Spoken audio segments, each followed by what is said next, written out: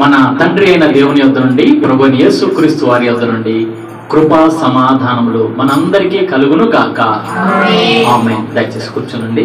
మొదటిగా గడిచిన వారం మొత్తం కూడా దేవుడు మనల్ని కాచి కాపాడి భద్రపరిచి మరి యొక్క శుభ ఆదివారాన్ని మనకు అనుగ్రహించిన దేవాతి దేవునికి, తండ్రి కుమార పరిశుద్ధాత్మ త్రియేక దేవుని నామానికి మహిమ కలుగును గాక. అలాగే చేరువచ్చిన మీ అందరూ కూడా నా హృదయపూర్వకమైన వందనములు. షాలోమ్. దేవునికి స్తోత్రం అండి. ఒక వాక్య భాగం చదువుకొని మనము ధ్యానాంశంలోకి వెళ్తాము. అపోస్తుల కార్యములు 17వ అధ్యాయము 24వ వచనము. అపోస్తుల కార్యములు 17వ అధ్యాయము 24వ వచనము. జగత్తును అందలి సమస్తమును నిర్మించిన దేవుడు తానే ఆకాశమునకును భూమికిని ప్రభువై ఉన్నందున హస్తకృతములైన ఆలయములలో నివసింపడు. చాలా చిన్న ప్రార్థన చేసుకొని ధ్యానంలోకి ప్రవేశిద్దాము. దయచేసి కళ్ళు మూసుకొని తల వంచి ప్రభు వైపు మనం చూద్దాం. ప్రభు సహాయం వైపు.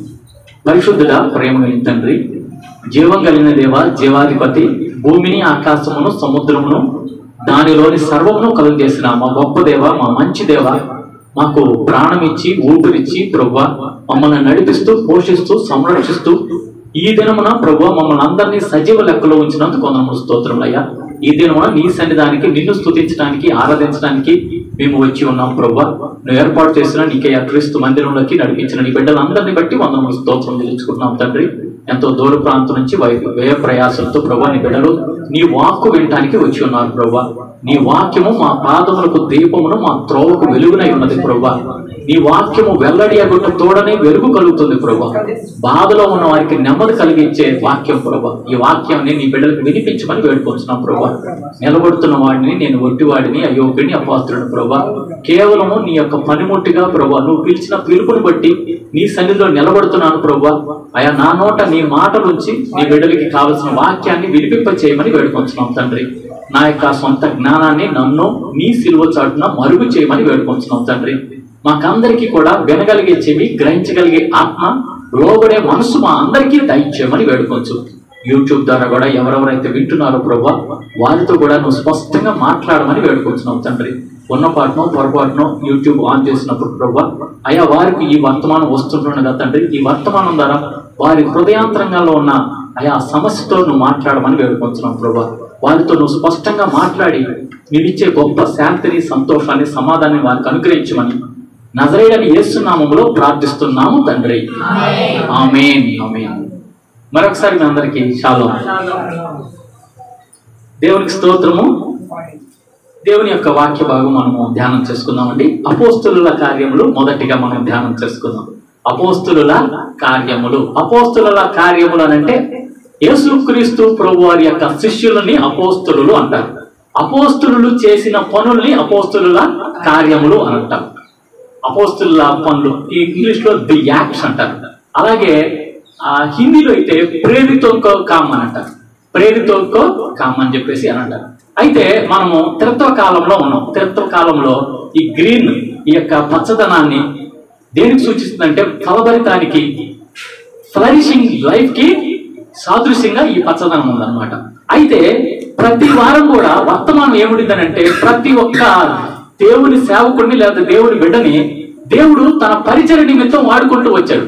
కొన్ని ఆత్మలు సంపాదించే నిమిత్తమై కొంతమందికి సువార్త చెప్పి వారిని దేవుణ్ణి నమ్ముకునే వారిగా, దేవుని తట్టు తిరిగే వారిగా, దేవుడు యొక్క సేవకుల్ని దేవుడు వాడుకుంటూ వచ్చాడు. ఈ త్రిత్వ కాలంలో కూడా అదే బోధన జరుగుతూ ఉంటుంది. ఈ వారం మనము 17వ అధ్యాయంలో, అపోస్తుల కార్యంలో 17వ అధ్యాయంలో, పోయినసారి పౌలు చేసిన కార్యమే ఈసారి కూడా పౌలు చేసిన కార్యమే. పౌలు గారు ఏం చేస్తారంటే గడిచిన ఆయన యొక్క పాత జీవితం ఏముండేదంటే యేసు ప్రభుని నమ్మేవాడు కాదు. పౌలు గారు యేసు ప్రభుని నమ్మేవాడు కాదు. ఇక్కడ మనకి రాయబడిన వాక్యంలో చూడండి, 17వ అధ్యాయము మొదటి వచనం గమనిస్తే, వారు అంఫిపొలి అపోల్లోనియా పట్టణముల మీదుగా వెళ్లి తెస్సలోనికకు వచ్చిరి. వారు అంటే ఎవరంటే పౌలు శీలలు. పౌలు గారితో పాటు సైలస్ గారు వీళ్ళు కలిసి ఏం చేస్తారంటే ఆయా ప్రాంతాల్లో సువార్త పరిచర్య చేయడానికి వెళ్ళారు. అసలు ఈ పౌలు గారు అనే ఆయన ఎవరు అనంటే ఒకప్పుడు క్రీస్తుని నమ్మని వ్యక్తి. క్రీస్తుని నమ్మే వాళ్ళని హింసించే వ్యక్తి. ఎవరిని హింసిస్తా ఉంటాడు? ఎవరైతే క్రీస్తుని నమ్ముతారో వాళ్ళని హింసించే వ్యక్తి ఈ పౌలు గారు. ఈయన సువార్త పరిచయం చేస్తున్నాడు. ఒకప్పుడు ఎలా ఉండేదంటే ఈయన పరిస్థితి, గలతీయులకు రాసిన పత్రిక 1వ అధ్యాయంలో ఒకసారి మనం గమనిస్తే, గలతీయులకు రాసిన పత్రిక 1వ అధ్యాయము 13వ వచనము, పూర్వమందు యూద మతస్థుడనై ఉన్నప్పుడు నేను దేవుని సంఘమును అపరిమితముగా హింసించి నాశనము చేయుచు నా పితరుల పారంపర్యాచారమందు విశేషాసక్తి గలవాడనై నా స్వజాతీయులలో నా సమాన వయస్కులైన అనేకుల కంటే యూదుల మతములో ఆధిక్యత నొందిందని నా నడవడిని గురించి మీరు వింటిరి. ఒకప్పుడు నేను ఎలాంటి వాడిని అని నేను చెప్పుకున్నారు పౌలు గారు. ఒకప్పుడు నేను ఎలాంటి వాడు తెలుసా? పూర్వము నేను హింసకుడిని, దోషకుడిని. అలాగే ఇంకొక వచనంలో కూడా ఇదే సందర్భం చూడండి. తిమోతిలు రాసిన పత్రిక 1 తిమోతిలు రాసిన పత్రిక 1వ అధ్యాయంలో 12వ వచనం గమనిస్తే, పూర్వము దోషకుడను హింసకుడను హానికరుడునైన నన్ను ఇక్కడ చెప్తున్నాడు. పూర్వము అంటే ఎప్పుడు? ఒకప్పుడు. ఇక్కడ ఉన్న వాళ్ళు చాలా మంది కూడా ఒకప్పుడు నమ్మనోడు, ఒకప్పుడు క్రీస్తుని నమ్మని వారు. ఇది ఎవరి మతమో, ఇది ఏ కులాల మతమో, ఏ కులాల దేవుడో అని చెప్పేసి నమ్మని పరిస్థితి. ఒకప్పుడు పౌలు గారు కూడా యోధ మతస్థుడై ఉండి, యోధా మతం వేరు, క్రైస్తవ మతం వేరు. యోధా మతస్థుడై ఉండి క్రైస్తవ మతాన్ని, క్రీస్తుని హింసిస్తూ వచ్చాడు. క్రీస్తు దేవుని కుమారుడు లేదంటే క్రీస్తు దేవుడు అనే వాళ్ళని ఏం చేస్తూ వచ్చాడంటే భయంకరంగా హింసిస్తూ వచ్చాడు. కొట్టేవాడు, ఈడ్చుకెళ్లేవాడు, అంతేకాకుండా న్యాయాధిపతులకు అప్పచెప్పి వాళ్ళకి మరణశిక్ష పడేటట్లుగా ఆయన చేస్తూ ఉండేవాడు. అందులో ఒకళ్ళు ఎవరంటే స్టెఫను అనే ఆయన. స్టెఫను అనే ఆయన్ని ఏం చేశాడంటే ఈయన దగ్గరుండి అనేకులు చంపుతూ ఉండగా, అనేకులు రాళ్లతో కొట్టి చంపుతూ ఉన్నప్పుడు ఈయన అక్కడ సాక్షిగా ఉంటూ వచ్చాడు. ఎవరో పౌలు గారు ఒక సాక్షిగా ఉంటూ వచ్చాడు. ఎప్పుడైతే ఈయన కొంతమందిని చంపడానికి వెళ్తూ ఉండేటప్పుడు ఆయనకి ఆకాశం నుంచి తెల్లని వెలుగు లాంటి ఒక దర్శనం వచ్చి ఆయన కళలో స్పార్క్ లాగా పడంగానే ఆయన ఏమైపోయి కింద పడిపోయాడు. అక్కడ నుంచి గుర్రం మీద వెళ్ళేవాడల్లా కింద పడిపోయాడు. కింద పడిపోగానే అప్పుడు ఒక స్వరం, ఆకాశం నుంచి ఒక స్వరం వినపడింది. దేవుడు ఒక్కొక్కళ్ళు ఒక్కొక్క రీతిగా దర్శిస్తాడండి. కొంతమందిని కళల ద్వారా దర్శిస్తాడు, కొంతమందిని దేవుని యొక్క సేవకుల ద్వారా దర్శిస్తాడు, కొంతమందిని బైబిల్ వాక్యం ద్వారా దర్శిస్తాడు, కొంతమందిని ఎక్కడో నుంచి ఒక స్వరం వినపడినట్లుగా దర్శిస్తాడు. కొన్ని విధాలుగా కొంతమందిని దర్శిస్తూ వచ్చాడు. పౌలు గారిని కూడా దర్శిస్తూ వచ్చాడు. ఎలా దర్శిస్తూ వచ్చాడంటే ఆకాశం నుంచి ఒక స్వరం వినపడిందంట. ఏమని స్వరం వినపడింది తెలుసా? సౌలా సౌలా నీవేళ నన్ను హింసిస్తున్నావయ్యా అని చెప్పేసి. ఇది అపోస్తుల కార్యం 9వ అధ్యాయంలో ఉంది. అయితే నేను క్లుప్తంగా వివరిస్తాను. సౌలా సౌలా నీవేళ నన్ను హింసిస్తున్నావు అనగానే అయ్యా ప్రభువా నువ్వు ఎవడవయ్యా అని చెప్పి అడుగుతాడు. ఇక్కడ ఎంతో పాటు ఉన్న సైనికులు మొత్తం ఏదో స్వరం అనుకుంటారు, కానీ ఆ స్వరం స్పష్టంగా వాళ్ళకి అర్థం కాదు. ఈ వెలుగు కూడా వాళ్ళు చూడలేరు స్పష్టంగా. ఈయన కళ్ళలోనే ఒక్కసారి వెలుగు స్పార్క్ లాగా పడంగానే కళ్ళు బయలు గంపే, కళ్ళు మూసుకుపోయి గుడ్డోడైపోయాడు. పౌలు గారు ఏమైపోయాడండి? అంధుడైపోతూ వచ్చాడు. అయితే స్వరం మాత్రం వినిపిస్తుంది. ఏం స్వరం వినిపిస్తుందనంటే సౌలా సౌలా నీవేళ నన్ను హింసిస్తున్నావు అనగానే అప్పుడు సౌలు గారు అడుగుతారు, ప్రభువా నువ్వు ఎవడవయ్యా అని చెప్పానంటే, నువ్వు ఎవరినైతే కొడతావో, ఎవరినైతే చంపేస్తున్నావో, ఎవరినైతే హింస పెడుతున్నావో, ఎవరినైతే బాధలు పెడతావో ఆ బాధ పెట్టేది ఎవరినంటే నన్నే నువ్వు బాధలు పెడుతున్నావు అనగానే అయ్యా ఇప్పుడు నేనేం చేయాలయ్యా అని చెప్పని అంటాడు. అప్పుడు నువ్వేం చేయాలని నేను చెప్తాను, నువ్వు వెళ్ళు అని చెప్పేసి. ఈ లోపు ఏం చేస్తాడు? పౌలు గారు ప్రార్థన చేస్తా ఉంటాడు.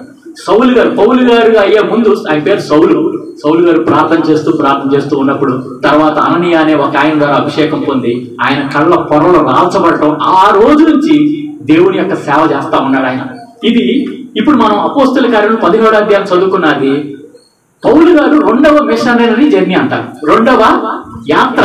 ఆయన సువార్త పరిచర్య యాత్ర అన్నమాట. ఆయన ఖండాంతరాలు దాటి వెళ్ళిపోతూ వచ్చాడు.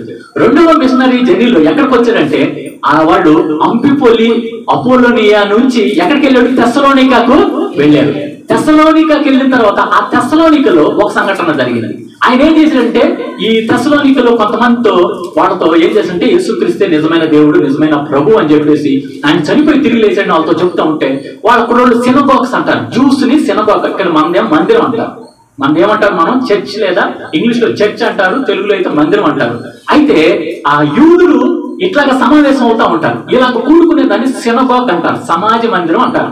ఈ సమాజ మందిరంలోకి వెళ్ళి పౌలు గారు ఒకప్పుడు ఈ సమాజ మందిరంలోనే సంఘ పెద్ద ఆయన, ఒకప్పుడు అదే సమాజ మందిరంలో సంఘ పెద్ద, కానీ ఇప్పుడు క్రీస్తు నమ్మిపోయిన తర్వాత బయటికి వెళ్ళిపోయాడు అనమాట. సంఘానికి వెలుపటికి వెళ్ళిపోయాడు, క్రైస్తవ సంఘంలో చేరినాడు. తర్వాత ఈ సంఘంలోకి వెళ్ళి అయ్యా క్రీస్తే దేవుడు అనగానే వాళ్ళ మధ్య వాగ్వివాదాలు జరుగుతూ ఉన్నాయి, తర్కవాదాలు జరుగుతూ వచ్చినాయి. వాళ్ళందరినీ ఏ విధంగా చేతనైనా యేసుక్రీస్తు నిజమైన దేవుడు ప్రభు అని చెప్పి ఒప్పిస్తూ వచ్చాడు. కొంతమంది ఏమో తిరుగుబాటు చేస్తూ వచ్చారు, కొంతమంది ఏమో కొడుతూ వచ్చారు, కొంతమంది భయంకరంగా హింసిస్తూ వచ్చారు. ఆ క్రమంలో ఈయన ఇట్లాగా వస్తూ వస్తూ తెస్సలోనికా నుంచి బెరయాకు వచ్చాడు. తెస్సలోనికా నుంచి ఎక్కడికి వచ్చాడండి? బెరయాకు వచ్చాడు. తెస్సలోనికలో హింస కలగగానే బెరయాకు వచ్చాడు. బెరయాలో కూడా హింస కలిగింది. బెరయాలో కూడా తెస్సలోనికా అనే ఆ ఊళ్ళోళ్ళు లేదంటే ఆ పట్టణం వాళ్ళు బెరయాకు వచ్చారు. ఈ పౌలు ఎక్కడికి వెళ్తే అక్కడ యేసు ప్రభు అని ప్రకటన చేస్తున్నాడు, ఈ పౌలుని కొట్టి చంపాలరా అని చెప్పేసి అనుకుంటే ఈ పౌలు గారు బెరయాలో నుంచి ఏం చేశాడంటే ఇంకొక ప్రాంతానికి వెళ్ళిపోయాడు, సముద్ర తీర ప్రాంతానికి వెళ్ళాడు. సముద్ర తీర ప్రాంతానికి వెళ్ళగానే అక్కడ కొంతమంది పౌలు గారితో పాటు ఉన్న అనుచరులు ఏం చేశారంటే ఈయన్ని ఓడెక్కించి ఏథెన్స్కి పంపించేశారు. వాడెక్కించి ఎక్కడికి పంపించారు? ఏథెన్స్కి. ఈ తెస్సలోనికా బెరయా అనే ప్రాంతం నుంచి ఏథెన్స్కి వెళ్ళాలంటే 300 కిలోమీటర్లు పశ్చిమంగా లేదంటే దక్షిణంగా వెళ్ళాలి. దక్షిణంగా వెళ్ళాలంటే 300 కిలోమీటర్లు ప్రయాణం చేసుకుని ఏథెన్స్ అనే ప్రదేశానికి లేదంటే పట్టణానికి వచ్చాడు. ఈ గ్రీసు దేశం మొత్తంలోకి వెళ్ళాలి. మాసిడోనియా ప్రాంతంలో ఏథెన్స్ అనేది ముఖ్య పట్టణము, చాలా పెద్ద పట్టణం అండి. ఏథెన్స్ అనేది మీకు తెలుసు, అందరికి చాలా మంది తెలుసు. ఏథెన్స్ అనేది దాంట్లోనే ఏం జరుగుతా ఉంటాయి మనకి? ఒలింపిక్స్, ఏథెన్స్ ఒలింపిక్స్ అంటారు. ఒలింపిక్స్ అనేది ఏథెన్స్ లో జరుగుతుంది. ఈ ఏథెన్స్ అనేది ప్రపంచంలోకెల్లా ఇప్పుడు గానీ ఒకప్పుడు గానీ ప్రపంచంలోకెల్లా పేరు పొందిన పట్టణం. ఇది ఆర్ట్స్ కి, కల్చర్స్ కి, లాంగ్వేజెస్ కి, అలాగే ఫిలాసఫీకి అంటే తత్వ జ్ఞానానికి కానీ, నాగరికతకు కానీ, కళలకు కానీ, భాషలకు కానీ పుట్టినిల్లు ఈ ఏథెన్స్ పట్టణము, ఏథెన్స్ నగరం అన్నమాట. ఈ ఏథెన్స్ నగరంలో ఫిలాసఫర్స్ పుట్టారు. ఫిలాసఫర్స్ కి లేదంటే తత్వవేత్తలకి పుట్టినిల్లు ఏంటిది తెలుసా? ఏథెన్స్ అనే పట్టణం. ఎవరు తత్వవేత్తలు అంటే మీకు తెలుసు, చాలా మంది చదువుకున్న వాళ్ళకి తెలుసు. అరిస్టాటిల్, సోక్రటీస్, ప్లాటో, జెనో, అలాగే ఇంకొక తత్వవేత్త ఉన్నాడు అనమాట. వీళ్ళందరూ కూడా అక్కడే జన్మించిన వాళ్ళు. ఇందులో ముగ్గురు మనకు తెలుసు. సోక్రటీస్ ఉన్నాడు, ప్లాటో ఉన్నాడు, అలాగే ఇక ప్లాటో, సోక్రటీస్, అరిస్టాటిల్ వీళ్ళు అక్కడే జన్మిస్తూ వచ్చినట్లుగా బైబిల్ పండితులు కానీ లేదంటే చరిత్ర ఆధారాలు ఉన్నాయన్నమాట. ఇలాంటి వాళ్ళు ఏం చేస్తా ఉంటారంటే వీళ్ళు ఎప్పుడు కూడా ఆ జ్ఞానం మీద ఎక్కువ దృష్టి పెడతా ఉంటారు. ఏం చేస్తారు? జ్ఞానం మీద దృష్టి పెడతా ఉంటారు. అప్పుడు ఈ పౌలు గారు వెళ్ళి ఆ ఏథెన్స్ పట్టణంలో సంచరిస్తూ ఉన్నాడు. ఇట్లా వీధుల్లో ఇట్లా నడుచుకుంటూ వెళ్తా ఉంటే వీధిలో ప్రతి వీధిలో కొన్ని చోట్ల ఇట్లా విగ్రహాలు నిలిపి ఉన్నాయి. విగ్రహాలు మనకు తెలుసు కదా, కొంతమంది రాజకీయ నాయకుల విగ్రహాలు ఉంటాయి కదా. అలాగే ఆ వీధులు బజారులో ఏంటంటే విగ్రహాలు వరుసగా పెట్టుకున్నాడు. ఇట్లా వరుసగా విగ్రహాలు పెట్టుకోగానే ఆయన ఆత్మ పరితాపం పట్టలేకపోయింది. ఎందుకు పట్టలేకపోయింది అంటే ఈ విగ్రహాలు నిలబెట్టి వాళ్ళు ఏం చేస్తారు? పూజ చేస్తున్నారు. పూజ చేస్తుంటే ఇందాక మనం 24వ వచ్చిన చదువుకుంటూ వచ్చావు కదా, జగత్తును అందరి సమస్తమును నిర్మించిన దేవుడు తానే ఆకాశమునకును భూమికి ప్రభువై ఉన్నందున హస్తకృతములైన ఆలయములలో నివసింపడు. ఈయన ఏం చేశారంటే ఇట్లా వరుస విగ్రహాలు పెట్టుకుని దానికి చిన్న గుడి కట్టుకున్నారు. వీధికి విగ్రహం గుడి ఉంటుంది. ఆయన హృదయం పరితాపం పట్టలేకపోయింది. అయ్యా దేవుడిని ఏం చేసి వీళ్ళు చేతులతో తయారు చేసి ఆయనకు ఒక ఆలయం కట్టించి, ఆయనకు ఒక గుడి కట్టించి పూజ చేస్తారు ఏంటయ్యా అని చెప్పేసి హృదయంలో ఆత్మ పరితాపం పట్టలేక నడుచుకుంటూ వెళ్తూ ఉన్నాడు. ఒక విధమైన బాధ, ఒక విధమైన కోపం, ఒక విధమైన పరితాపంతో వెళ్తూ ఉన్నాడు. వెళ్తూ ఉంటే ఒక చోట ఒక విగ్రహం పెట్టుంది. విగ్రహం కూడా పెట్టలేదు, అక్కడ ఏదో ఒక రూపం పెట్టుండి దాని కింద తెలియబడని దేవునికి టు యాన్ అన్నోన్ గాడ్ అని చెప్పి రాయబడింది. ఏమని రాయబడిందండి అక్కడ? తెలియబడని దేవునికి అని చెప్పి అక్కడ రాయబడింది. రాయబడంగానే అప్పుడు పౌలు గారికి ఒక ఆలోచన వచ్చింది. హృదయాలోచనలు మనుషుని వశము, చక్కని ప్రత్యుత్తరం ఇచ్చుటకు యెహోవా వలన. వెంటనే హృదయాలోచనలు అనేది మనుషుని వచ్చి హృదయంలో ఆలోచన వచ్చేసింది. ఏంటి తెలియబడిన దేవుడు అని పెట్టారు అని చెప్పేసి అక్కడికి వెళ్ళిపోయి అక్కడున్న ఆ అరోయొప్పగ అనే ఒక సభ ఉంటుంది. అరోయొప్పగ అనేది ఒక పెద్ద మీటింగ్ హాల్లో లేదంటే ఒక పెద్ద రచ్చబండ లాంటిది అనుకోవచ్చు. ఇక్కడ వీళ్ళందరూ ఏం చేశారు, కూడుకొని చర్చా వేదిక లాంటిది అనమాట. మేధావులు అందరూ వస్తారు, వీళ్ళు చర్చా వేదిక గొప్ప గొప్ప జ్ఞానం సంబంధించిన ఏదైనా మాట చెప్తున్నారు అనుకోండి, వీళ్ళు వింటారనమాట. అయితే ఈయన కొన్ని గొప్ప మాటలు చెప్తున్నాడు. అయ్యా, ఈ యేసుక్రీస్తు ప్రభువారే ఆయన నిజమైన దేవుడు, రక్షకుడు అన్నట్లుగా ఇక్కడ ఏం చెప్తున్నాడు చూడండి ఒకసారి. అపోస్తుల కార్యంలో 17వ అధ్యాయము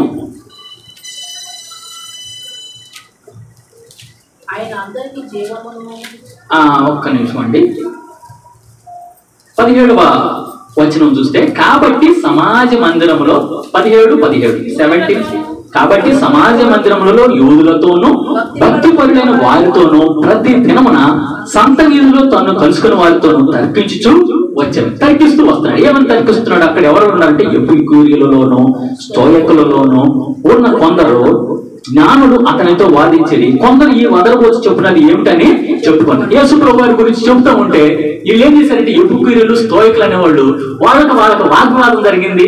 కొంతమంది అన్నారంటే what does this barber says, ఈ వదలబోతు అనేవాడు ఈ ఏంటో చెబుతుందండి, ఇది ఏం భాషలో మాట్లాడుతున్నాడు, ఏం చెబుతున్నాడు అనేది ఒక్కొక్కళ్ళు ప్రతిఘటిస్తూ వచ్చారు. ఇంకా తర్వాత ముందుకెళ్తే అక్కడ ఏమో రాయబడి ఉంది, అతడు యేసుని గూర్చి పునరుత్థానమును గూర్చి ప్రకటించెను. ఇక్కడ పౌలు గారు ఒకే ఒక్క అర్థం, ఎక్కడికి వెళ్ళినా యేసుని గూర్చి పునరుత్థానమును గూర్చి, యేసుక్రీస్తు ప్రభువారు సర్వలోక రక్షకుడు, ఆయన అందరి కోసం చనిపోయాడు, అందరి కోసము చనిపోయి తిరిగి లేచాడు అనేది పునరుత్థానం. అంటే ఏంటంటే చనిపోయి తిరిగి లేవటాన్ని పునరుత్థానము అంటారు అనమాట. ఈ యేసు రక్షకుడిగా ఉండి అందరినీ నశించిపోయే వాళ్ళని వెతికి రక్షిస్తూ ఏం చేసంటే ఈయన ఆ మరణం భయంలో ఉన్నారు. మనుషులందరూ కూడా పాపం చేసి మరణంలో పడిపోతూ మరణ భయంలో ఉన్న వాళ్ళని రక్షించడానికి ఏం చేసి అంటే చనిపోయి తిరిగి లేస్తూ వచ్చాడు. ఆ పునరుత్థానాన్ని పౌలు గారు ప్రకటిస్తున్నారు. పౌలు గారు పునరుత్థానం అని చెప్పగానే ఇక్కడ వాళ్ళకి ఏమైందంటే ఒక సోదిలాగా అనిపించింది. చూడండి అక్కడ రాయబడి ఉంది. అక్కడ వాళ్ళు ఏమనుకున్నారు చూడండి, వీడు అన్య దేవతలను ప్రచురిస్తున్నాడని చెప్పుకునేది. అంతటా వారు అతను వెంట పెట్టుకుని అరోయొప్పగా అను సభ యొక్కకు తీసుకొని పోయి, నీవు చేయుచున్న ఈ నూతన బోధ ఎట్టిదో మేము తెలుసుకున్నాం. ఇప్పుడు ఈ అసలైన సభకు తీసుకెళ్లిపోయి పెద్ద సుప్రీంకోర్టు లాంటిదంటే ఇది. అక్కడున్న జనాలు అంటే కొద్ది మంది తర్కిస్తా ఉన్నాడు. ఇప్పుడు ఏం చేసి వీళ్ళందరూ కలిసి పెద్ద సభలు, పెద్ద స్టేడియం లాంటిది అనమాట, ఒక పెద్ద మీటింగ్ హాల్ లాంటిది లేదంటే ఆడిటోరియం లాంటిది. ఇక్కడికి వెళ్ళిపోయి అసలు ఎక్కడ మాట్లాడుకున్నాం మనం, అయ్యా నువ్వు ఏదైతే కొత్త విషయం చెప్దాం అనుకుంటే నువ్వు ఇక్కడ చెప్పు. ఇక్కడ ఎవరు ఉంటారు? సాధారణమైన పౌరులు ఉంటారు, ఇక్కడ మేధావులు ఉంటారు. చెప్పారు కదా ఫిలాసఫర్స్ అని, ఈ మేధావులు ఉంటారు. ఒకవేళ నీ స్టేట్మెంట్ ఏదైనా ఉంటే ఇక్కడ చెప్పు, నీ తేలిపోయింది. ఏదో దెబ్బకి నువ్వు ఇక్కడంతా జ్ఞానం కదా ఉంది. ఏ తెలుసులో జ్ఞానం ఉన్నప్పుడు ఈయన జ్ఞానం ఏమైపోయింది, తేలిపోయింది అన్నట్లుగా అనుకొని ఇక్కడ నువ్వు మాట్లాడాయా అని చెప్పేసి అన్నారు. అప్పుడు పౌలు గారు ఏం చేశారంటే ఇంకప్పుడు మాట్లాడతారు. అసలు ఏ తెలుసు వారి యొక్క వాళ్ళు జీవన విధానం ఎట్లా ఉంటుంది అంట, వాళ్ళు ఎప్పుడు అంట ఏదో కొత్త విషయం తెలుసుకోవటంలోనూ కొత్త విషయం చెప్పించుకోవటంలోనూ కాలం గడుపుతూ ఉంటారంట. వాళ్ళు ఎట్లా ఉంటారంట, ఎప్పుడు ఏదో కొత్త విషయం. బైబిల్లో రాయబడిన ఒకసారి కొరింథీయులకు రాసిన పత్రికలో గ్రీసు దేశస్తులు జ్ఞానం వెతుకుతున్నారు, యూదులు సూచక్రియల కోసం చూస్తున్నారంట. గ్రీసు దేశస్తులు ఇప్పుడు పౌలు గారు ఎక్కడ ఉన్నాడండి? గ్రీసు దేశంలోనే ఉన్నాడు. ఏథెన్స్ నగరంలోనే, ఏథెన్స్ పట్టణంలోనే ఉన్నాడు. వీళ్ళు జ్ఞానాన్ని వెతుకుతున్నారు. వీళ్ళకి కావాల్సింది they seek wisdom, they want wisdom. అంతేగాని దే డోంట్ వాంట్ గాడ్. వాళ్ళకి దేవుడు కాదు కావాల్సింది, వాళ్ళకి జ్ఞానం కావాలి. సరే, ఈ జ్ఞానం దగ్గర ఎంత జ్ఞానంతో మాట్లాడాలి పౌలు గారు? మరి జ్ఞానుల మధ్య ఉండేటప్పుడు చాలా జాగ్రత్తగా మాట్లాడి, సాదాసీదాగా ఏ మాటల పొల్లు తేడా వచ్చినా వాళ్ళు పట్టుకుంటారు ఆయన. అట్లాగా ఆ మాటలతో ఆయన్ని అట్లా పడగొట్టేస్తారు. అయితే వెంటనే పౌలు గారు ఆత్మ పరితాపంలో ఉన్నాడు కదా, ఆత్మ ప్రేరేపణతో ఉన్నాడు కదా. అప్పుడు ఇంకక్కడ ఆ అరోయొప్పగ సభలో మాట్లాడుతున్నాడు. బహిరంగ సభ అందరూ ఉన్నారు, అక్కడ అనేకులు వింటూ ఉన్నారు. ఆ వినేవారి మధ్య ఈయన నిలబడి మాట్లాడుతున్నారు. అక్కడ ఏమంటున్నాడు చూడండి, 17వ అధ్యాయం. ఏ తెలుసు వారలారా అని చెప్పి స్టార్ట్ చేశాడండి. అయ్యా ప్రేమైన ఏ తెలుసు వారలారా, ప్రేమైన నికేయ సంఘ మందిర వాసులారా, దిగ్రాల వాసులారా అనగానే ఏమైంది, అందరూ అట్రాక్షన్ ఎట్లాగైంది అలాగే. ఇంకా ఊరి పేరు ఎత్తగానే కొంతమందికి కొన్ని ఫీలింగ్స్ ఉంటాం. కొంతమందికి మనం పొరుగురు వెళ్ళామనుకోండి, మనోడి ఫీలింగ్ లేదు. నాకు తెలిసి క్యాస్ట్ ఫీలింగ్ అసలు లేదు. అయితే అనుకుంటాను నేను క్యాస్ట్ ఫీలింగ్ లేదు. మన ఊరు నుంచి ఇంకో ఊరు వెళ్ళాం అనుకోండి, ఊరు ఫీలింగ్ వచ్చింది. ఈ ఊరు నుంచి వేరే స్టేట్కి వెళ్ళాడు అనుకోండి, అప్పుడు ఏ ఫీలింగ్ వచ్చింది? స్టేట్ ఫీలింగ్ వచ్చింది. ఇల్లు మన ఆంధ్ర వాళ్ళేరా, ఇల్లు మన తెలంగాణ వాళ్ళే, మన తెలుగు వాళ్ళేరా అని అంటారు. ఈ స్టేట్ నుంచి కంట్రీకి వెళ్తే, అమెరికా వెళ్ళాడు అనుకోండి, అప్పుడేమంటారు? అప్పుడు నో క్యాస్ట్. ఇక్కడ ఏం చెప్తుంది? మన ఇండియా నుంచి వచ్చాడంట, మన ఇండియా నుంచి వచ్చాడంట. అప్పుడు వాళ్ళకి ఎంత అన్యోన్యత వచ్చిందో. అలాగే ఆ పేరు అర్థం కాలే వాళ్ళకి ఒక విధమైన ఒక అనుభూతి లాంటిది, ఒక చురుకుతనం అనేది కలుగుతుంది. ఈ పౌలు గారు కూడా వాళ్ళందరి మధ్య మేధావుల మధ్య నిలబడ్డాడు. ఎవరు? సాదాసీదా మేధావులు కాదు, ఒక ఊరిలో మేధావే, లేదా పట్టణంలో మేధావో, లేదంటే ఒక దేశంలో మేధావు కాదు, ప్రపంచ దేశాల్లో మేధావులు పుట్టి నీళ్లు ఏ తెలుసు. అరిస్టాటిల్, సోక్రటిస్, ప్లాటో లాంటి వాళ్ళు ఉన్న ఆ ప్రదేశంలో నిలబడి పౌలు గారు ఏ తెలుసు వాసలారా, మీరు సమస్త విషయములలోనూ అతి దేవతా భక్తి కలవారని నాకు తోచుతున్నది. ఎలాగంటే మీ వీధుల్లో నేను నడిచి వెళ్తూ ఉన్నాను. ఈ నడిచి వెళ్తూ ఉన్నప్పుడు మీ వీధుల్లో అనేక చోట్ల విగ్రహాలు ఉన్నాయి. ఆ విగ్రహాలకు మీరు పూజ చేస్తున్నారు. దాన్ని బట్టి నాకు ఏమర్థమైందంటే మీరు చాలా చాలా గొప్ప భక్తి పరులు అని చెప్పేసి నాకు అర్థం అవుతుంది. అయితే దేవుడు అనేవాడు ఎట్లా ఉంటాడు అని చెప్పేసి మీరు అనుకుంటున్నారు, కానీ ఇక్కడ ఏమన్నారు? దేవుడు అనేవాడు జగత్తును అందరి సమస్తమును కలుగు చేసిన దేవుడు ఎట్లా ఉంటాడు? తానే ఆకాశమును భూమికి ప్రభువై ఉన్నందున హస్తకృతములైన ఆలయములలో ఆయన నివసింపడయ్యా. ఇంకా ఆయన అందరికీ జీవము ఇట్లా చెప్తూ ఉన్నాడు. ఎప్పుడు చెప్తున్నాడంటే ఈయన వెళ్ళే క్రమంలో ఏదైతే తెలియబడని దేవునికి అనేది చూశాడో, ఈ తెలియబడని దేవునికి అనే దగ్గర రాగానే ఆయనకి వెంటనే థాట్, దేవుడు ఒక గొప్ప థాట్ ఇచ్చాడు. అయ్యా మీరు ఎవరినైతే తెలియబడని దేవునికి అని చెప్పి రాశారో, ఆ తెలియబడని దేవుని గురించి నేను చెప్తున్నా. నేను ఇక్కడున్న మీరు వేరే వేరే విగ్రహాలు పెట్టుకున్నారు, ఓకే, కానీ ఇక్కడ మీరు ఒకటి తెలియబడని దేవునికి ఎందుకని పెట్టుకుని ఉంటారంటావు? ఎందుకని పెట్టుకుని ఉంటారు? వీళ్ళు చాలా విగ్రహాలు పెట్టుకున్నారు, అక్కడ తెలియబడని దేవుడు. ఇక్కడ కూడా మన వాళ్ళు చాలా మంది ఉంటారు. అన్ని దేవుళ్ళలో ఇంకా యేసు ప్రభువుని కూడా ఎందుకు వదులుతాం?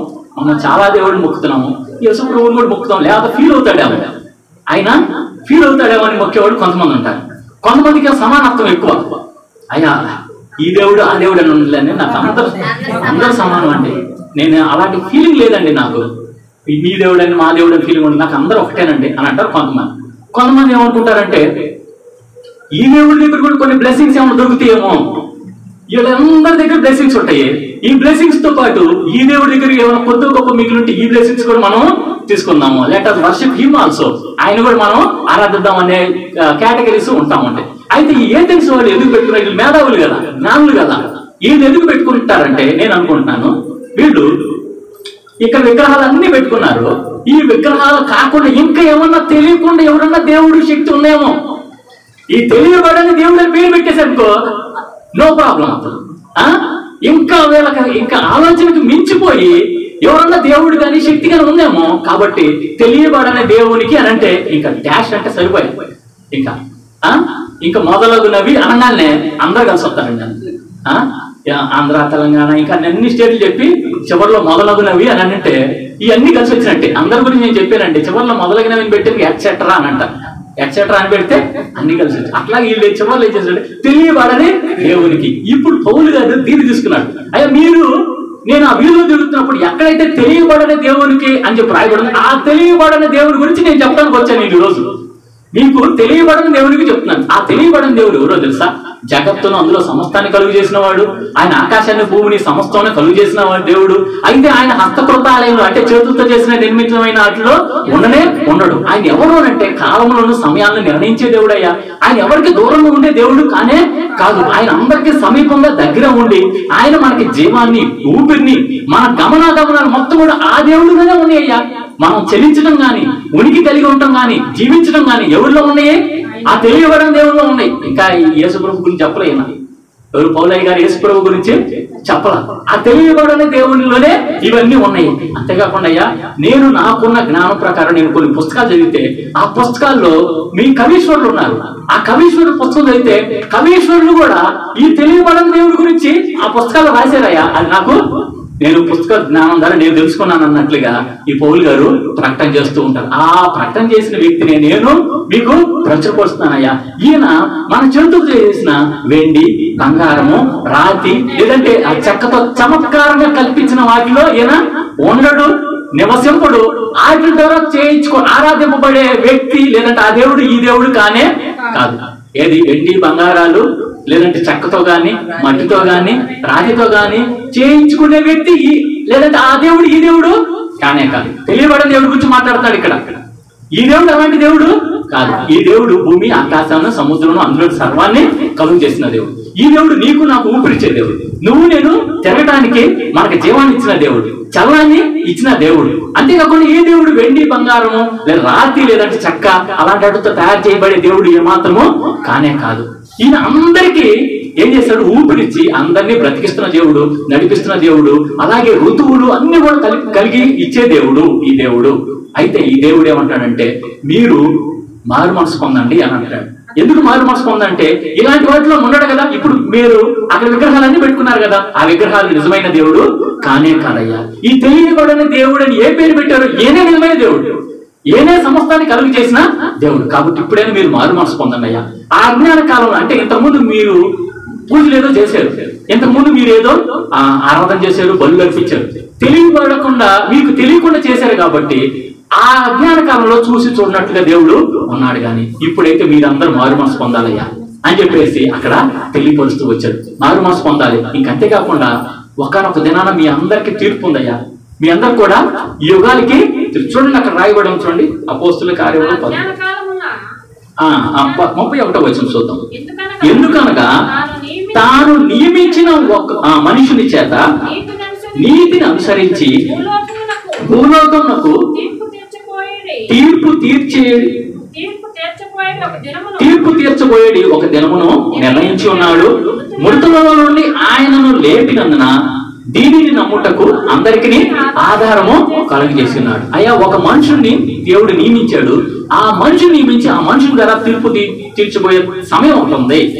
ఆ తీర్పు తీర్చబోయే సమయానికి మీరు అందరూ కూడా రెడీ ఉండాలి, సిద్ధంగా ఉండాలి అని చెప్పి ఇక్కడ పౌలు గారు వాక్యం చెబుతున్నప్పుడు కొంతమంది ఏం చేశారంటే ఈ పౌలు గారు చెప్పిన వాక్యాన్ని నమ్మారు.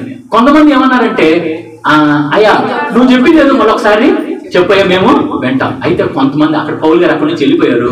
అక్కడ అరోయోపగీతుడైన దియోనోసియు దమరియు నిజంగా నమ్ముతూ వచ్చారు. ఈ వర్తమానం ద్వారా మనకు అర్థం అవ్వాల్సింది ఏంటంటే దేవుడు అనేవాడు ఎక్కడుంటాడు దేవుడు ఎక్కడుంటాడని రాయబడింది బైబిల్ గ్రంథంలో. చూడండి ఒకసారి మత్తయి సువార్త 18వ అధ్యాయము 18-19 వచనాలు. Matthew chapter 18:19 18. మరియు మీలో ఇద్దరు తాము వేడుకొను దేనిని గూర్చి అయినను భూమి మీద ఏకీభవించిన ఎడల అది పరలోకమందు నా తండ్రి వలన వారికి దొరుకునని మీతో చెప్పుచున్నాను.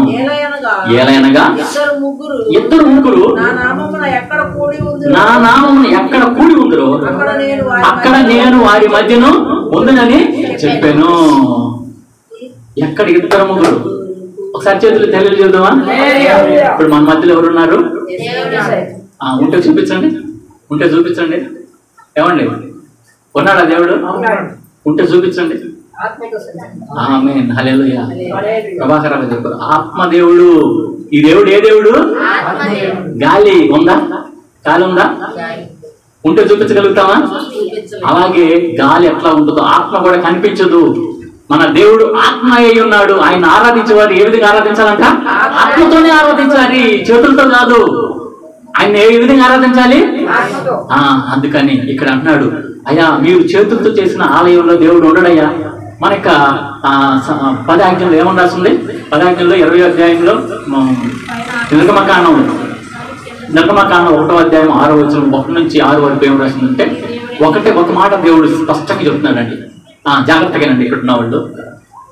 దేవుడు ఈ భూమి మీద ఉన్న చాలా మంది దేవుళ్ళు అనబడే వాళ్ళు ఉన్నారు. వాళ్ళు ఎవరు కూడా నేను దేవుడు అని చెప్పుకునే వాళ్ళు ఒకళ్ళు ఎవరు ఉన్నారు? చెప్పగలుగుతారు? వాళ్ళు చెప్పినట్టుగా చెప్పగలుగుతారా? వాళ్ళు చెప్పారా? మనం చెప్పుకుంటే వేరు. ఒక బిడ్డ పుట్టిన తర్వాత ఆ బిడ్డకి తండ్రి తను చెప్పకపోతే ఆ బిడ్డకి తెలిసిద్దా నాకు తండ్రి ఏనని? మనకు బిడ్డ పుడితే ఆ బిడ్డకి అరే నేను నీ తండ్రిని రా, ఇదిగో అమ్మ నాన్న ముందు మనం నేర్పిస్తాం. మన దేవుడు కూడా నేను నీ దేవుడైన యెహోవాను, నేనేరా నీ దేవుడిని, నేనే నీ తండ్రిని, నేనే నిన్ను పుట్టించాను. ఈ ప్రపంచంలో ఎవరు కూడా అట్లాగా చెప్పలేదు, ఎందుకంటే వాళ్ళు పుట్టించలేదు కాబట్టి. అయితే మనం ఏం చేస్తున్నామంటే మనకు తెలియక తడువులు ఆడుతున్నాం. మన వాళ్ళు చాలా మంది ఏం చేస్తారంటే దేవుడు భక్తి ఉంది. ఇప్పుడు ఏ తెలిసిన వాళ్ళు అతి దేవతా భక్తి అందు ఎప్పుడు కూడా ఉండగలుగుతున్నారు, ఉంటున్నారు. దేవతా భక్తులు అతిగా ఉంటూ ఉన్నారు, కానీ వాళ్ళకి నిజమైన దేవుడు తెలియట్లేదు. అలాగే దేవుడు మరి తను తాను తెలియపరుచుకుంటున్నాడు. మీరు గమనిస్తే చూడండి, రోమిలకు రాసిన పత్రిక మొదటి అధ్యాయంలో రోమన్స్ చాప్టర్ 1:19 చదువుతాం. ఎందుకనగా దేవుని గూర్చి తెలియశక్యమైనదేదో అది వారి మధ్య విషదమై ఉన్నది. దేవుడు అది వారికి విషదపరచినట్టు ఏంటి? తెలియపరిచాడు. ఏమంటే కొంతమందికి దేవుడు ఎవరో తెలియదు, వాళ్ళకి తెలియపరిచాడు. వాళ్ళకి దేవుడు ఏం చేశాడు? తెలియశక్యమైనది ఏదో తెలియపరిచాడు. ఎట్లా తెలియపరిచాడు? తర్వాత వచ్చిన చూడండి 20 వచనం. ఆయన అదృశ్య లక్షణములు అనగా ఆయన నిత్య శక్తియు దేవత్వమును జగదుత్పత్తి మొదలుకొని సృష్టింపబడిన వస్తువులను ఆలోచించటం వలన తేట పడుచున్నవి కనుక వారు నెడుతులు. సృష్టింపబడిన వస్తువులు అంటే ఎవరు? దేవుడు సృష్టించిన వస్తువులు ఏంటండి? దేవుడు సృష్టించిన ఏంటి? నింగి, నేల, నీరు, నిప్పు, గాలి. నింగి, నేల, నీరు, నిప్పు, గాలి పంచిపోతాను. మన వాళ్ళు ఏం చేస్తారంటే కొంతమంది తెలియక గృహప్రవేశం శంకుస్థాపన చేసినప్పుడు ఏం చేస్తారండి? నవధాన్యాలతో పాటు ముందు దానికంటే ముందు ఏం చేస్తారు? భూమిని తీసి భూమి పూజ చేస్తారా లేదా? భూమి పూజ చేస్తారా? భూమి ఎవరిది? ఇక్కడ ఏమంటున్నాడు దేవుడు? మీరు ఆలోచించండి, సృష్టింపబడింది అది. మీరు ఆ దేవుడి గురించి మీరు తెలుసుకోవాలంటే ఆ దేవుడు సృష్టించిన వాటి గురించి ఆలోచన చేయండి, అప్పుడు మీకు తెలుస్తుంది. సృష్టింపబడింది భూమి. నింగి అంటే ఆకాశం, నేల అంటే భూమి, నీరు మనకంతా తెలిసిన నీరు, నిప్పు అగ్ని. నింగి, నేల, నీరు, నిప్పు, గాలి. మనం గాలి ఇవన్నీ ఎవరు సృష్టించారు? మనమేమో ఒక్కొక్కడికి ఒక్కొక్క పేరు పెట్టాం. గాలికి ఏమో పవనుడని పెట్టాం. ఏమని పెట్టామో? పవనుడని పెట్టాం. భూమికి ధాత్రి, దత్తీదేవి లేదా భూదేవి అని పేరు పెట్టాం. మనకి ఆకాశానికి వేరే పేరు, మేఘదూత ఏదో పేరు ఒకటి ఉంది. మేఘనాథుడు అనే పేరు ఉంది. మేఘనాథుడు కరెక్ట్, మేఘనాథుడు అనే పేరు పెట్టారు. అగ్నిదేవుడికి ఇంకొకటి ఉంది, పేరు ఉంది. అగ్నికి ఒక దేవుడు. ఇవన్నీ పేరు పెట్టి ఏం చేస్తున్నాం మనం? వర్షానికి వరుణుడు, నీరుకి వరుణుడు అనే పేరు పెట్టి వరుణుడి పూజ చేస్తున్నాడు. ఇక్కడ ఏమన్నాడు దేవుడు? అయ్యా, నేను నా గురించి తెలుసుకోవాలంటే మీరు ఇంటి గురించి ఆలోచిస్తే తెలిసిద్ది. అయితే ఇవి దేవుళ్ళు దేవతలు కానే కావు. ఏం చేస్తారు? భూమిని తీసి శంకుస్థాపన భూమి పూజ చేసి భూమిలో ఎన్ని రాళ్ళు పెడతారు? ఎందుకు పెడుతున్నారు? ఎందుకు పెడుతున్నారు? ఏమండి ప్రభాకర్ గారు? 5 ఎందుకు పెడుతున్నారు? ఎందుకు పెట్టాలి? 5 ఎందుకు పెట్టాలి? 1, 2 పెట్టచ్చు, 10, 15 పెట్టచ్చుగా. 5 ఎందుకు పెడుతున్నారంటే 5 ఎందుకు పెడుతున్నారు? ఈ నింగి, నేల, నీరు, నిప్పు, గాలిని పూజ చేయడం కోసం 5 పెడుతున్నారు. 5 రాళ్ళు పెట్టి 7 కొట్టేయకూడదు. Do not cancel 7. 7 is the perfect number. 7 ఏం చేస్తారు? కొట్టేస్తారు. కంప్యూటర్లో 7 కొట్టేసి వచ్చిందా? అమెరికా వాళ్ళు కొట్టేస్తారా? ఆస్ట్రేలియా వాళ్ళు కొట్టేస్తారా? ఇతర దేశాల వాళ్ళు కొట్టేస్తారా? ఇండియా వాళ్ళే కొట్టేస్తారు. ఎందుకు కొట్టేస్తారు అని అంటే 7 is not perfect. Let us cancel. 7 cancel చేద్దామని అంటారు. క్యాన్సిల్ చేయొద్దు దయచేసి. ఇప్పుడు సైతాన్ ఏం చేశాడంటే కొంతమందికి గుడ్డితనాన్ని కలుగు చేశాడు. ఒక ఒరిజినల్ పెన్ పక్కన డూప్లికేట్ పెన్లు అని పెట్టాడు.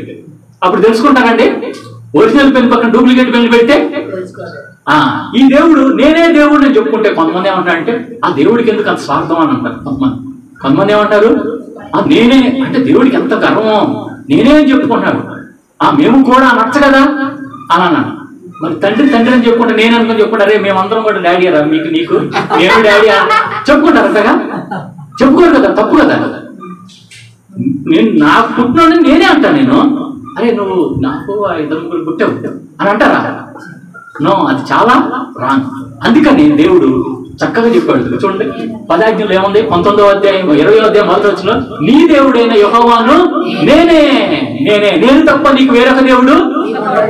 ఇక్కడ ఉన్న వాళ్ళలో యేసు ప్రభు దేవుడు కాకుండా, యెహోవా దేవుడు కాకుండా ఇంకెవరు ఉంటే ఈ రోజు నుంచి మారు మనసు పొందాలి. అయితే మన దేవుడు హస్తకృత ఆయన ఉండే దేవుడు కాదు. మన దేవుడు ఎవడు అంటే యెహోవాయే దేవుడు, యేసు ప్రభువే దేవుడు, ఆయనే నిజమైన దేవుడు. ఆయన పరిచయం చేసుకుంటూ వచ్చారు. నీ దేవుడే యెహోవాను నేనే, నేను తప్ప నీకు వేరే ఒక దేవుడు ఉండనే ఉండకూడదు. పైన ఆకాశం అందే గాని, కింద భూమి అందే గాని, భూమి కింద నేల అందే గాని ఏ రూపమునైనను ఏ విగ్రహమైనను చేసుకొనకూడదు, దానికి సాగిలపడకూడదు, దానికి పూజించకూడదు, నమస్కరించకూడదు. ఎందుకనంటే నేను రోషం గల దేవుణ్ణి. ఒక తండ్రి దగ్గరికి వెళ్ళి, సొంత తండ్రి దగ్గరికి వెళ్ళి ఆయన కూడా మా డాడీ అని చెప్పి తండ్రితో చెప్తే ఏమంటాడు? తండ్రికి ఎంత కోపం వచ్చింది. అందుకనే దేవుడి విషయంలో చాలా జాగ్రత్తగా ఉండాలండి. అజ్ఞాన కాలం ముందు చూచి చూడనట్టున్నాడు. ఈ రోజు ఈ వర్తమానం వింటున్నారు మీరందరూ కూడా. మళ్ళీ పొరపాటున మళ్ళీ విగ్రహం మొహమాటం కొద్దీ ఇంకో ఆయన పట్టుకుని తండ్రి అంటారా? జాగ్రత్తగా, నేను ప్రేమతో చెప్తున్నాను, కొంచెం కఠినంగా కూడా చెప్తున్నాను. మొహమాటం కొద్దీ మన దేవుడి బదులు మా ఆయన ఏమని అనుకుంటారేమో, మా పిల్లలు ఏమని అనుకుంటారేమో, చుట్టుపక్కల ఏమని అనుకుంటారేమోనని మనము దేవుడిని ఇంకొక దేవుడు మార్చేసి ఈ దేవుడు కదా ఇంకో దేవుడు చెప్పుకోండి. అట్లాగే అంటే తండ్రిని కూడా ఈయన కాదు ఆయన కూడా మా తండ్రి అని అంటే అన్నట్లుగానే ఉంది. కాబట్టి దయచేసి నీ దేవుడు అని యెహోవాను నేనే, నేను తప్ప వేరొక దేవుడు నీకు ఉండకూడదు. ఏ రూపాన్ని చేసుకోవద్దు, ఏ విగ్రహాన్ని చేసుకోవద్దు, దేనికి సాగిలపడకూడదు, దేనికి నమస్కరించవద్దు, దేనికి పూజ చేయకూడదు. దయచేసి గుర్తుపెట్టుకోండి. అందుకని పౌలు గారు అదే చెప్తున్నాడు. అయ్యా ఈ దేవుడు తెలియబడని దేవుడు ఏం చేస్తున్నాడు? ఆయన జగత్తును అందరి సమస్తను కలుగజేసి ఋతులు కలుగజేసి ఆయన ఒక్క మనిషి ద్వారా సమస్త మానవాళ్ళని పుట్టించాడు. అందులో ఆ పుట్టించిన వ్యక్తులు ఆయన ద్వారా ఒకనొకదైనా తీర్పు చేయకపోతున్నాడు. ఆయన ఎవరు అంటే యేసు ప్రభువు వారు. ఆయనే పునరుద్ధరణైన దేవుడు, ఆయనే పునరుద్ధరణైన వాడు, మరణాన్ని జయించిన జయశాలి, మరణం ముళ్ళును విరిచిన వాడు. ఆయనను మీరు విశ్వాసం ఉంటే నువ్వు రక్షించబడతావు. అక్కడ చరసా నాయకుడు ఏమన్నాడు? అయ్యా నువ్వు అక్కడ ఏమంటాడు? సరసాన్ని అక్కడ ఏమని అడుగుతాడు? అయ్యా రక్షించబడాలంటే నేనేం చేయాలంటే నువ్వు ప్రభువు యేసుక్రీస్తును విశ్వాసం వచ్చుము, నీవును నీ ఇంటి వారిను రక్షింపబడతావు అని చెప్పాడు. అలాగే ఇక్కడున్న మనం కూడా రక్షణ లేకపోతే ఇప్పుడు వరకు కూడా ఒక్కటి మాట, నువ్వు నిజమైన దేవుడైనా యేసయ్యనే నమ్ము. ఆ యేసయ్య అనే పేరు యేసులోనే ఏముంది? రక్షకుడు. యేసు అనే అర్థం ఏంటి? రక్షకుడు అంటే రక్షించే దేవుడు. నువ్వు వ్యాధుల్లో ఉన్నావా, బాధల్లో ఉన్నావా, శ్రమలో ఉన్నావా, కష్టాల్లో ఉన్నావా, దుఃఖంలో ఉన్నావా, ఇరుకులో ఉన్నావా, ఇబ్బందుల్లో ఉన్నావా, ఏట్లో ఉన్నా కూడా రక్షించగలిగే దేవుడు ఎవరు? యేసు. ఏసే యేసు తప్పితే, ఈ నామంలో తప్పితే ఏ నామంలో కూడా రక్షణ లేనే లేదు. పైన ఆకాశం అందే గాని, క్రింద భూమి అందే గాని, భూమి కింద నేల అందే గాని ఏ నామం కూడా లేదు. ఆ నామం ఎవరంటే యేసుక్రీస్తు నామం మాత్రమే.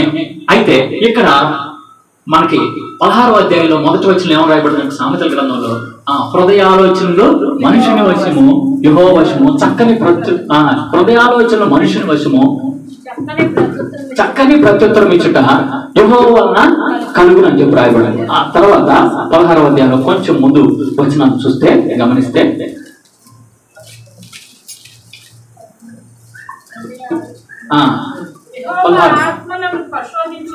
ఆత్మలని పరిశోధించును. ఆత్మల్ని పరిశోధన వచ్చిన అది 2వ వచనంలో 2వ భాగం, యెహోవా ఆత్మల్ని పరిశోధన. చాలు. ఈ ఆత్మని పరిశోధించే దేవుడు ఎవరండి? మనకి దేవుడు జీవాత్మను ఊదాడండి. మనిషిని ఏం చేశాడంటే దేవుడు మొదటిగా మనిషిని ఆదాముని ఎట్లా తయారు చేశాడు? భూమిలో మట్టి తీసుకున్నాడు. మట్టి తీసుకొని మట్టితో ఒక రూపాన్ని తయారు చేసి నాసిక రంధ్రంలో జీవాత్మని ఊదితే నరుడు ఆయను అని చెప్పి రాయబడాడు. నరుడు ఆయను. ఈ నరుడిని సృష్టించింది ఎవరు? దేవుడు. నరుడు సృష్టించింది ఎవరు? దేవుడు. ఈ ఒక్క నరుడు ఎవరు? ఆదాము. ఆదాము తర్వాత ఆదాము పక్కట ఎముకలో నుంచి ఎవరు సృష్టించాడు? అవని సృష్టించాడు. అవని తయారు చేసి ఆమెలో కూడా జీవాయువు ఊదిన తర్వాత వీళ్ళందరూ ఆదాములో నరుడు నారి అనబడుతూ వచ్చారు. వీళ్ళిద్దరి ద్వారా సంతానోత్పత్తి జరుగుతూ వచ్చింది. ఆ ఒక్క వ్యక్తి నుంచి, ఆదాం అనే ఒక్క వ్యక్తి నుంచి ఇప్పుడు ఈ రోజు ఈ ప్రపంచంలో ఉన్న మనుషులు మొత్తం ఎవరి ద్వారా వచ్చారండి? ఒక్క ఆదాం ద్వారా. మీరు చరిత్ర తిరగేయండి, లేదంటే చరిత్ర చూడండి. బైబిల్లో మామూలుగా హిస్టరీలో, ఇండియన్ హిస్టరీ కానీ ఓల్డ్ హిస్టరీ కానీ మనం వెతికితే ఓల్డ్ హిస్టరీలో ఒక ఇప్పటికీ ఉన్నది ఏంటంటే, ఓల్డ్ హిస్టరీలో మొట్టమొదటి మర్డర్ ఎప్పుడు జరిగింది, లేదంటే ఎవరి మధ్య జరిగింది, ఎవరిని మర్డర్ చేశారండి చరిత్ర మీరు క్వశ్చన్ చేశారనుకోండి గూగుల్లో కానీ ఏదన్నా, ఫస్ట్ మర్డర్ ఎవరెవరిని చేశారు?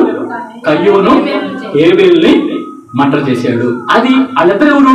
ఆదాము అవ్వల బిడ్డలు, సంతానము. కాబట్టి ఈ బైబిల్ నిజము, బైబిల్లో ఉన్న వ్యక్తులు నిజము. ఆ ఆదాము నుంచి వచ్చిన వాడే యేసుక్రీస్తు ప్రభువారు. ఎందుకు యేసు ప్రభువారు భూమి మీద పుట్టాల్సి వచ్చింది? ఆయన ఎందుకు పుట్టాల్సి వచ్చిందంటే, దేవుడు మానవుడిగా ఎందుకు అవ్వాల్సిందంటే, వీళ్ళందరూ వెతుకులాంటి తడుకుంటా ఉన్నారు, వీళ్ళు భయంతో ఉన్నారు, భీతితో ఉన్నారు, మరణ భయంతో ఉన్నారు. కాబట్టి ఈ మరణ భయంలో నుంచి వీళ్ళని విడిపించాలంటే ఏం చేయాలి? మరణమా నీ ముళ్ళు ఎక్కడ? ప్రభు మరణాన్ని శాసిస్తూ వచ్చాడు. లాజరు ఏమన్నాడు? చచ్చిపోయిన లాజరు ఏమన్నాడు? లాజరు లేచిరా అన్నాడు. ఎన్నో రోజు? 1వ రోజా, 2వ రోజా, 3వ రోజా, 4వ రోజా? 4వ రోజు. 4వ రోజుకి బాడీ ఏమవుతుంది? శవం కుళ్ళు పడిపోయింది. వాళ్ళ అక్క అందే, అయ్యా ఇప్పటి కుళ్ళు పోయి కుళ్ళు వస్తా ఉండేది అయ్యా అన్నాడు. నువ్వు నమ్మితే దేవుని మహిమను నువ్వు చూస్తావు. రాయి పక్కకు తొలగించింది. లాజరు బయటికి రా. వచ్చాడా లేదా? బైబిల్లో రాయబడింది. లాజరు పునరుత్థానుడై వచ్చాడు. దేవుడు నిరూపించి వచ్చాడు. నేను చచ్చిపోయినానన్నా బ్రతికించే దేవుడిని నేను చచ్చిపోయి బ్రతుకుతాను, అలాగే చచ్చిపోయినండి తిరిగి బ్రతికించేవాడిని అని చెప్పి తను రుజువు చేసుకుంటూ వచ్చాడు. కాబట్టి పౌలు గారు కూడా పునరుత్థానం అనేది ఉంది, నీకు చచ్చిపోయిన తర్వాత కూడా జీవం ఉంది. మనం ఏమనుకుంటామంటే ఈ సావుతో మన జీవితం అంతం అనుకుంటాం. ఏమనుకుంటాం మనం? సావుతో ఇంకా జీవితం క్లోజ్ అనుకుంటాం. నో, చనిపోయిన తర్వాత ఉండేదంట ప్రతి ఒక్కడికంట. ఏమంటే జాగ్రత్తగా, ప్రతి ఒక్కడికి చనిపోయిన తర్వాత నువ్వు నేను చేసిన ప్రతి ఒక్క చెడ్డ పనికి, ప్రతి ఒక్క మంచి పనికి దేవుడి యొక్క న్యాయ పీఠం ఎదుట నిలబడవలసి వచ్చిందంట. నిలబడినప్పుడు అప్పుడు నువ్వు దోషిగా ఉంటే నరకానికి పంపించేస్తాడు. నువ్వు దోషిగా కాకుండా దేవుని ఎదుట నిర్దోషిగా ఉండి దేవుడు నమ్ముకొని యేసుక్రీస్తు ప్రభువుని సొంత రక్షకుడికి అంగీకరించి ఆయనకే పూజ చేస్తా ఉంటే ఎక్కడ తీసుకెళ్తాడు దేవుడు? మన దేవుడు పూజారుడు, ఆరాధనలకి యోగుడు రాయబడు. అందుకనేనట మనకి ఇప్పుడు మత్తయి సువార్త 13వ అధ్యాయం 44వ వచనంలో ఒక పొలం గురించి చెప్తున్నాడండి. ఏం పొలం అది? ఏం పొలం అది?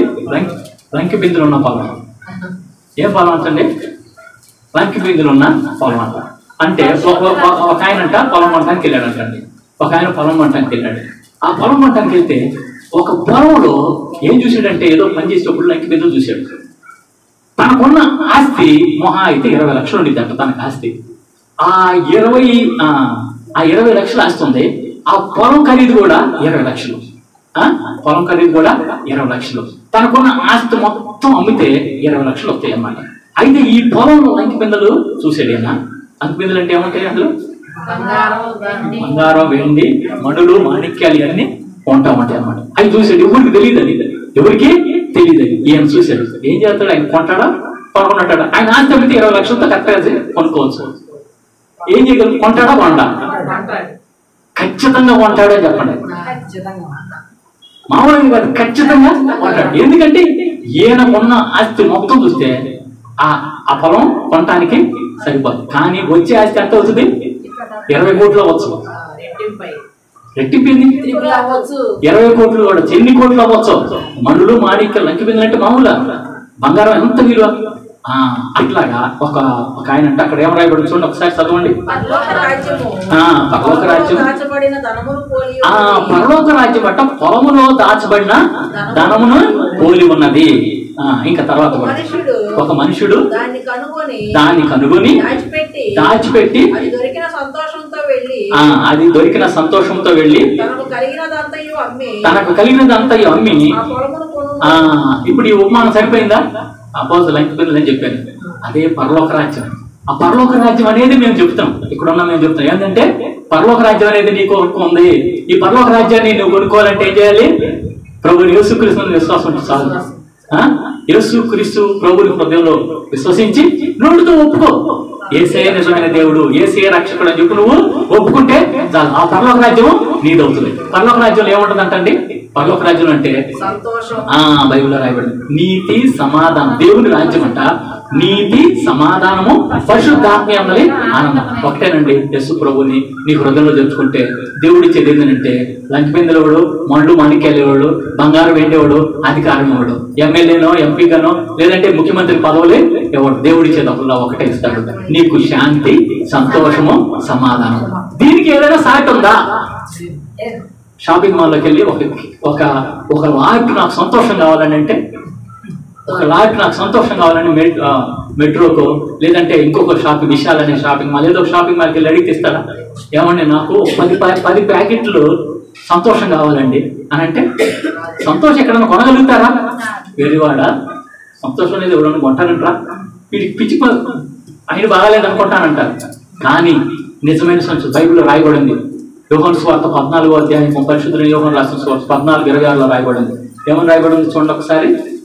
శాంతి మీకు అనుగ్రహించి వెళుతున్నాను, నా శాంతిని మీకు అనుగ్రహించుచున్నాను, లోకం ఇచ్చినట్టుగా. ప్రియమైన సంగమా, ప్రియమైన సహోదరి సహోదరుడు, దేవుడు శాంతి ఇస్తాడంట. ఇంకొక భాషలో సమాధానం అని అంటారు. శాంతిని సమాధానం అంటారు. ఈ సమాధానం శాంతి ఉంటే నువ్వు సంతోషంగా ఉండగలుగుతావు, నెమ్మదిగా ఉండగలుగుతావు, భయపడవు, ఆందోళన చెందవు, కలవరపడవు, ఏముండవు. అది ఎవరిస్తారట? ఒక్క యేసు ప్రభు వారే ఇస్తాడు. ఈ భూ ప్రపంచంలో ఎవ్వరు కూడా ఎవ్వరు ఇవ్వనే లేరు. అది ఎంత కష్టం, ఎంత పెట్టి కొనుక్కోవచ్చు? దేవుడి దగ్గర, యేసయ్య దగ్గర ఎంత పెట్టి కొనవచ్చు? తలదలా అర్పించి కొనుక్కోగలుగుతామా? ఏమండి ఏమండి గుణదలు వెళ్ళి గుండు కొట్టిస్తే మనకి ఆ శాంతి దొరికిద్దా? నాగపట్నం వెళ్ళి నేలాలు అర్పించి దొరుకుతుందా? కొంతమంది అంటారు, ఆ యేసయ్య అంటే నాకు ఇష్టం అండి, నేను కూడా గుణదల వాళ్ళని మొక్కున్నానండి అని అంటే. నీకేం దొరికింది? నీకు అక్కడికి వెళ్ళి మొక్కుంటే ఏమొచ్చింది? God wants your heart. నీ దేవుడు ఏమడుగుతున్నాడు? నీ నేలాలు అడుగుతున్నాడా? ఏమంటే పైసా ఖర్చు లేదు భక్తండి, పైసా ఖర్చు లేదు. యేసయ్య నమ్ముకుంటే ఎంత ఖర్చు అయిందండి ప్రభాకర్ గారు? యేసయ్య నమ్ముకుంటే ఎంత ఖర్చు అయింది? ఏమీ అవ్వదు. అదే నాగపట్నం పోవాలంటే ఖర్చు అయిద్దా లేదా? గుండె వెళ్ళాలంటే ఖర్చు అయిద్దా లేదా? లేదంటే ఏదో తిరుపతి వెళ్ళాలంటే ఖర్చు అయిద్దా లేదా? ఎక్కడికి వెళ్ళాలన్నా అడుగు తీసి అడుగు పెట్టాలన్నా ఆటో ఖర్చు అవుతుంది. నీకు బండి అయితే పెట్రోల్ ఖర్చు అవుతుంది. దేవుడి సన్నిధికి ఉంటే దేవుడు నీకు ఇచ్చేదంటే ఉచితంగా శాంతి, సంతోషాన్ని, సమాధానాన్ని ఇస్తాడు. కాబట్టి దేవుడు ఒకటే అంటాడు, ఈ యొక్క పరలోక రాజ్యం అనే పొలం ఉంది, దీన్ని నువ్వు కొనుక్కో. దీన్ని ఆ వ్యక్తి ఎట్లా ఏం చేయాలి? ఇంకొక చూడండి, మంచి ముత్యాన్ని పోలిందని అంటాడు చూడండి. అది ఒక్కటి చదువుకొని మనం ముగించుకుందాం. మరియు పరలోక రాజ్యము మంచి ముత్యములను కొన వెలుగుచున్న వర్తకుని పోలి ఉన్నది. అతడు అమూల్యమైన ఒక ముత్యమును కనుగొని పోయి తనకు కలిగినదంతయు అమ్మి దాన్ని ఒక మంచి పెరల్ని, ఒక మంచి ముత్యాన్ని వర్తకుడు చూసేటట్టు వదులుతాడా? నాణ్యమైన బంగారము, మేలిన బంగారం దొరికిందనుకోండి, ఆ బంగారం ఎట్లాగైనా పురాతన కాలంలో బంగారం ఉంటుంది చూడండి, ఆ బంగారపు పని చేసేవాళ్ళు లేకపోతే వ్యాపారం చేసేవాళ్ళు ఆ బంగారం దొరికితే వదులుతారా? పురాతన కాలంలో శ్రేష్టమైనది మేలి బంగారం దొరికితే వదలదు. అట్లాగే ఈ రోజు మీకు శ్రేష్టమైన సమాచారాన్ని, శ్రేష్టమైన ఆ గొప్ప దేవుడిని పరిచయం చేస్తున్నా. ఆయనే పరలోక రాజ్యాన్ని ఇచ్చే దేవుడు. మనకి ప్రతి ఒక్క మానవాడికి ఏదో ఒక సమయంలో, ఏదో ఒక రోజున మన కాలం అనేది ముగిసిద్దా లేదా? ఏదో ఒక రోజు కాలం ముగిసిద్దా లేదండి? కాలం చెల్లిద్ది, కాలము ముగిసిపోయిద్ది. ఇంకొకటి ఏంటంటే, మనం ఏదైనా వస్తువు కొన్నాం అనుకోండి, ఏదైనా వస్తువు కొన్నా దానికి ఏమంటారు? ఎక్స్పైరీ డేట్ అంటారు. ఏమంటారు దానికి? Expiry date. ఏదో ఒక రోజున అయ్యా ఇది 2025తో దీని కాలము ముగిసిద్ది, దాని తర్వాత అది పనిచేయదు. మనకి ఎక్స్పైరీ డేట్ ఏమైనా ఉందా? ఒక డేట్ అనే లేదు. కాలంలో సమయంలో ఎవరి చేతిలో ఉన్నాయంట? ఎవరు ఏ దినమున రాలిపోతారో తెలియనే, అంతలోనే కనబడి ఎంతలోనే మాయమయ్యే ఆవిరి లాంటిది, నీటి బుడగ లాంటిది నా జీవితం. కాబట్టి ఇది ఏ అనుకూలమైన సమయం, ఇది ఏ రక్షణ. బాప్తిసం తీసుకుంటాం అంటే వచ్చే వారం తీసుకుంటానండి, లేదంటే వచ్చే నెల తీసుకుంటానండి, వచ్చే సంవత్సరం తీసుకుంటానంటే ఈ సాయంకాలం నీ గ్యారెంటీ ఉందా? నీకు నాకు గ్యారెంటీ ఉందా? ఇదే సమయంలో, ఈ సమయంలోనే మనకి ఏదైనా జరిగితే తర్వాత దానికి పోస్ట్ పోన్ చేయడానికి అవకాశం ఉంటుంది. కాబట్టి దేవుడి వాక్యం ఏమో చెప్తుంది, ఇది ఏ అనుకూలత, ఇది ఏ రక్షణ దినం. కాబట్టి ఈ సమయంలోనే మారు మనసు పొంది యేసుక్రీస్తు సొంత రక్షకుడిగా అంగీకరిస్తే ఆ యేసయ్య ఏమిస్తాడంటే శాంతి, సంతోషాన్ని, సమాధానాన్ని, పరలోక రాజ్యాన్ని ఇస్తాడు. పరలోక రాజ్యాన్ని ఇస్తాడు. పరలోక రాజ్యం వెళ్ళేదాకా నేను ఉండాలి అని అంటే ఇక్కడ కూడా మనకేం ఇస్తాడు? శాంతి, సంతోషము, సమాధానం ఇస్తాడు. అది ఉచితంగా ఇస్తాడు. ఒకటే అన్నాను, యేసయ్యనంట తనంతట తాను బలవంతంగా రాడట. యేసయ్య ఏమన్నా, యేసయ్య నా హృదయంలోకి రాయ్యా, నా హృదయంలో నువ్వు ఉండయ్యా అని చెప్పి మనం అంటే యేసయ్య మన హృదయంలోకి వస్తాడు. యేసయ్య ఎక్కడికి రాడనంటే ఏ ఇల్లు అయితే మురికిగా ఉందో ఆ ఇంట్లోకి రాడు. పాపము, దోషము, వ్యభిచారము, దొంగతనము, అబద్ధాలు, విగ్రహారాధన ఇది హృదయంలో పెట్టుకొని అయ్యా యేసయ్య నా హృదయంలోకి రా అంటే వస్తాడా? రాడు. కాబట్టి యేసయ్య నేను తెలియక విగ్రహారాధన చేశానయ్యా, నన్ను క్షమించయ్యా, ఇక నుంచి నేను విగ్రహారాధన చేయనయ్యా, అయ్యా తెలిసి తెలియక దొంగతనాలు చేశానయ్యా, తెలిసి తెలియక అబద్ధాలు ఆడానయ్యా, తెలిసి తెలియక ఎదుటి బూతులు తిట్టానయ్యా, శాపనార్థాలు పెట్టి నన్ను క్షమించా, ఈ రోజు నుంచి నేను చేయనయ్యా, నన్ను క్షమించయ్యా అని చెప్పి ఒప్పుకొని, అతిక్రమములు దాచిపెట్టువాడు వర్తలడు, వాటిని ఒప్పుకొని విడిచిపెట్టేవాడు దేవుడి కనికరం పొందుతాడట. ఆ కనికరం పొందుకున్న ఆ వ్యక్తిలోకి హృదయంలోకి దేవుడు వస్తాడు, చక్కగా నివసిస్తాడు. ఆ వ్యక్తి దేవుడు నమ్ముకున్న వ్యక్తి ఎప్పుడు సంతోషంగా ఉంటాడు, ఎప్పుడు ఆనందంగా ఉంటాడు, ఎప్పుడు భయపడేవాడు. దేవుడు నమ్ముకున్న వ్యక్తి సంతోషంగా ఉంటాడండి, మొన్న లోపల లేకపోయినా సంతోషంగా ఉంటాడు. ఒకటి గ్యారెంటీ నేను చెప్తాను, నువ్వు దేవుడు నమ్ముకో, దేవుడు నమ్ముకుంటే నీకు సంతోషం గ్యారెంటీ, శాంతి గ్యారెంటీ, సమాధానము గ్యారెంటీ. రాసిస్తావా? రాసిస్తాను. ఎస్, రాసి ఇవ్వచ్చు. నువ్వు యేసు ప్రభుని హృదయపూర్వకంగా నువ్వు విశ్వసిస్తే, నమ్మితే. అయితే యేసు ప్రభు నమ్మకపోతే ప్రతిరోజు నీకు కలవరం, ప్రతిరోజు భయం, ప్రతిరోజు భయపడిపోతూ ఉంటారు. ఒక్కొక్కడైతే ఆ కలలో నిద్ర అనేది ఉండదు వాళ్ళకి, రాత్రిపూట నిద్ర అనేది ఉండదు అనమాట. ఆ భీతితో, సైతాన్ని భీతి చేత, సైతాన్ని భయం చేత ఉంటారు. అయితే దేవుడు నమ్ముకున్న వాళ్ళు ప్రశాంతంగా నెమ్మదిగా, అది దేవుడిచ్చిన కృప. కాబట్టి ఆ దేవుడి యొక్క కృపని నువ్వు దూరం అవుతావా? దగ్గర అవ్వాలంటే ఒకటే, పాత జీవితాన్ని వదిలిపెట్టి మారు మనసు పొందు. పాత జీవితాన్ని వదిలిపెట్టి నూతన జీవితంలోకి రా. యేసు ప్రభువుని నీ హృదయంలోకి ఆహ్వానించి, నీ హృదయంలో యేసు ప్రభువుకి చోటు చాలు. యేసు ప్రభువు మన హృదయంలోకి వస్తాడు. ఎంత ఖర్చు అవుతుంది? No, nothing. ఏం ఖర్చు లేదు. ఆయన ఊరు ఫ్రీగా వస్తాడు. ఎవరన్నా ఎమ్మెల్యేని మనకు ఆహ్వానించాలంటే ఖర్చు అయితే లేదా? ఇంకొకరు ఎవరన్నా మినిస్టర్ని ఆహ్వానిస్తే మనకు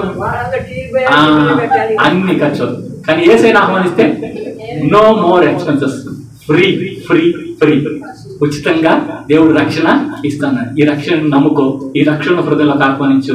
దేవుడు నెమ్మది, శాంతి, సమాధానంతో నిన్ను ఆశీర్వదించును గాక. సంతోషమే సమాధానమే, సంతోషమే సమాధానమే, సంతోషమే సమాధానమే, చెప్పనాశక్యమైన సంతోషం, చెప్పనాశక్యమైన సంతోషం.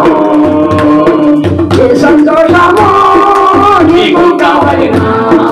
ఈ సంతోషము నీకు కావలెనా? ఈ సంతోషము నీకు కావలెనా?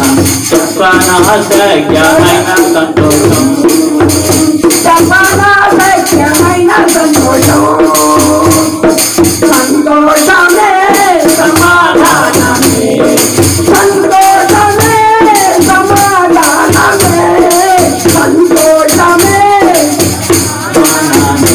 చెప్పనాశక్యమైన సంతోషం. హల్లెలూయా, హల్లెలూయా. అందరూ చేతులకు చూపిస్తారు. హల్లెలూయా.